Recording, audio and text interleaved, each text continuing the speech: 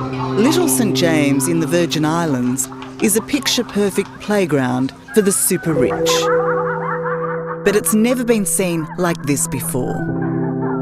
This now abandoned island is the keeper of terrible secrets. There's something happening here. A place haunted by what went on here, at the hands of the now dead Jeffrey Epstein, a man who knew no limits. On my own island, I can think the thoughts I want to think. I can do the work I want to do. I'm free to explore as I see fit. Ghislaine Maxwell, the world's most wanted woman, has finally been arrested, apprehended by the FBI on July 2nd.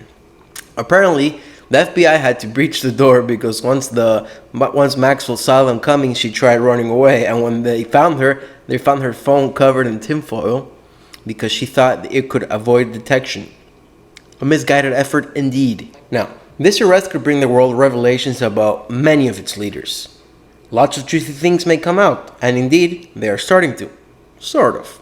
Deutsche Bank was hit with a $150 million fine by the feds recently, basically for failing to detect fraudulent activities during their 6-year relationship with Mr. Epstein, who didn't kill himself. In fact, Deutsche Bank courted Epstein. It's not Epstein who approached them, but it's them who approached him. Once they had a business relationship, Deutsche Bank broke many rules allowing Epstein to do many things that they would red flag if it was anybody else. For example, $800,000 of cash withdrawals. I know if I did that, they would flag me, but I don't have $800,000. He also sent money to very sketchy people, models, students, paid tuitions across Eastern Europe, things that would be flagged 100% of the time, but they weren't. And Deutsche Bank never said a word. Another interesting tidbit that has come out of this story is that Maxwell's brother hired ex-British military intelligence officers to protect Maxwell. So around her New Hampshire compound where she was arrested, she had ex-British intelligence officers protecting her. Now, this is interesting because, as we know, Prince Andrew, or royal, is involved in this. Could it be that the royals are trying to protect Maxwell? Or is it just a fringe conspiracy theory? Comment down below. What do you think? On July 14th, Maxwell's bail was denied. Why? Well, for many reasons. She had millions of dollars in Swiss bank accounts and probably cash also. She had connections, powerful elite connections in multiple countries. She has 3 passports, one of which is French.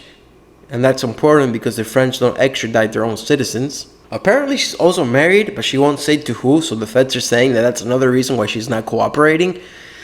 And another fun fact is that she hired the prosecutor to defend her who put El Chapo behind bars.